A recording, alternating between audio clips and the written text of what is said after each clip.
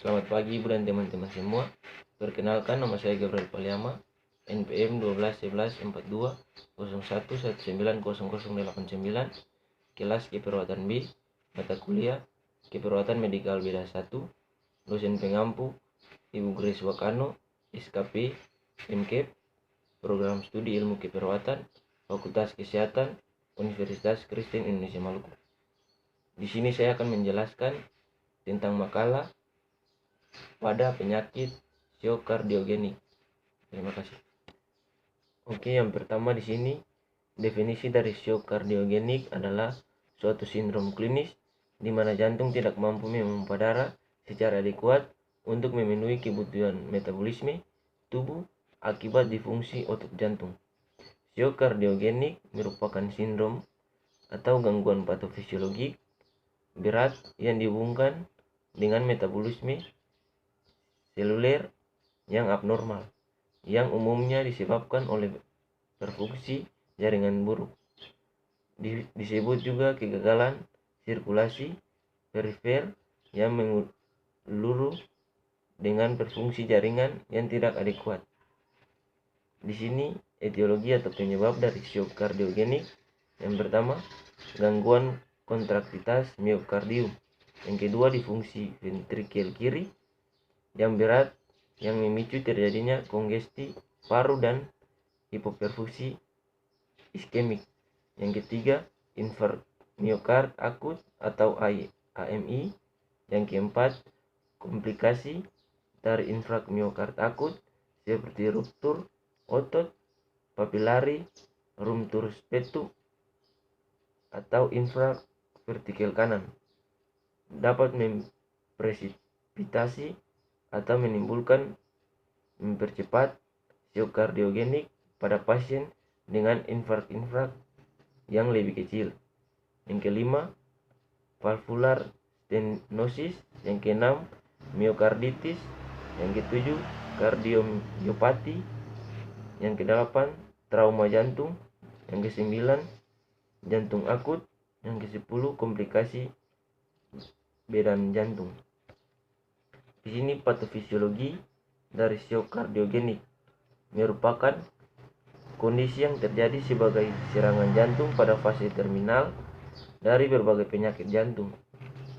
Berkurangnya aliran darah koroner berdampak pada subscribe O2 ke jaringan khususnya pada jantung yang semakin berkurang. Hal ini akan menyebabkan iskemik miokard pada fase awal, namun bisa berkelanjutan akan menimbulkan injuri sampai infark miokard. Yang berikutnya, manifestasi klinik atau tanda dan gejala. Keluhan utama dari shock kardiogenik. Yang pertama, oligiru atau urin kurang lebih dari 20 ml per jam. Yang kedua, mungkin ada hubungan dengan IMA atau infark miokard akut. Yang ketiga, nyeri substenal seperti IMA. Tanda dan gejala penting dalam shock kardiogenik. Yang pertama, tensi turun atau tekanan darah turun kurang lebih 8-90 mmHg. Yang kedua, takipneu. Yang ketiga, takikardi. Yang keempat, nadi cepat kecuali ada blok A sampai V. Yang kelima, tanda-tanda bendungan paru atau ronki basah di kedua basal paru-paru. Yang keenam, bunyi jantung sangat lemah. Bunyi jantung ketiga sering terdengar. Yang ketujuh, sianosis. Yang kedelapan, diaforesis. Yang kesembilan, ekstremitas dingin. Yang kesepuluh, perubahan mental. Dan yang terakhir di sini komplikasi pada shock kardiogenik. Yang pertama, cardiopulmonary arrest. Yang kedua, distremia. Yang ketiga, gagal multisistem organ. Yang keempat, stroke. Dan yang terakhir, tromboemboli. Ya, mungkin itu saja makalah yang bisa saya jelaskan dari penyakit shock kardiogenik. Terima kasih. Oke, baik, yang berikutnya di sini saya akan menjelaskan tentang asuhan keperawatan pada penyakit shock kardiogenik.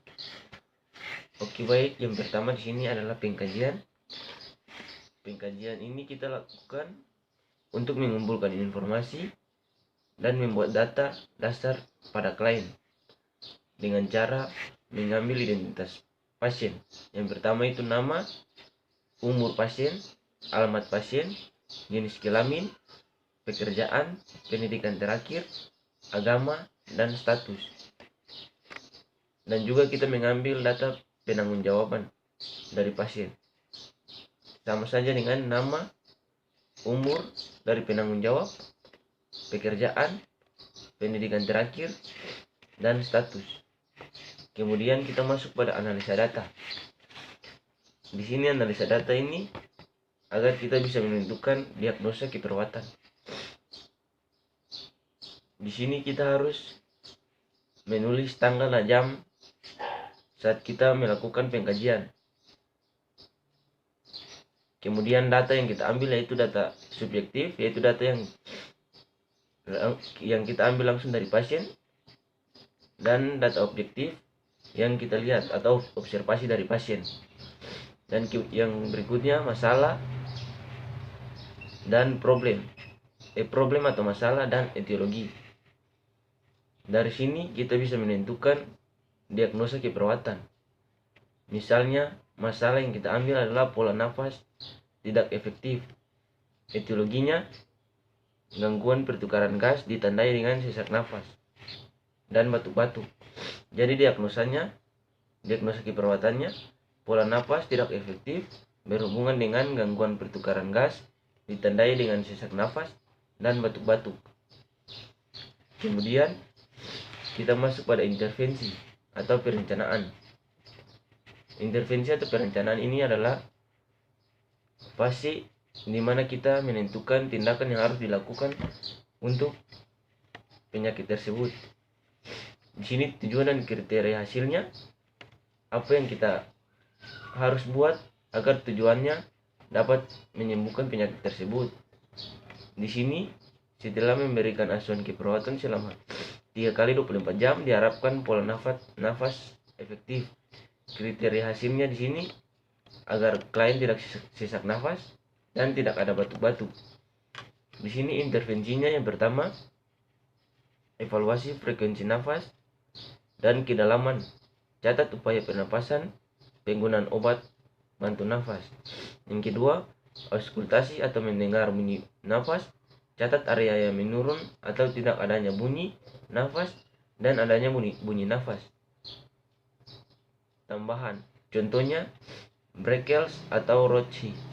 Yang ketiga, kolaborasi dengan berikan tambahan oksigen dengan kanula atau masker sesuai indikasi. Kemudian kita masuk pada tahap berikutnya yaitu implementasi. Implementasi di sini adalah pelaksanaan di mana intervensi kita sudah merencanakan tindakan apa yang mau kita lakukan, dan kemudian di tahap implementasi ini kita melakukan tindakan tersebut. Di sini yang pertama mengkaji atau menulis kedalaman pernapasan dan mencatat pernapasan serta pengukuran penggunaan obat bantu nafas. Yang kedua, auskultasi bunyi nafas. Catat area yang menurun atau tidak adanya bunyi nafas dan adanya bunyi nafas tambahan. Yang ketiga, kolaborasi dengan berikan tambahan oksigen dengan kanula atau masker sesuai indikasi. Berikut kita masuk pada tahap terakhir yaitu evaluasi. Di sini evaluasi adalah tahap terakhir di mana kita mengevaluasi tindakan-tindakan yang sudah kita berikan, mengevaluasi pasien dengan cara yang pertama subjektif. Di sini kita menanyakan kepada pasien apa yang dirasakan pasien setelah kita melakukan tindakan-tindakan tersebut.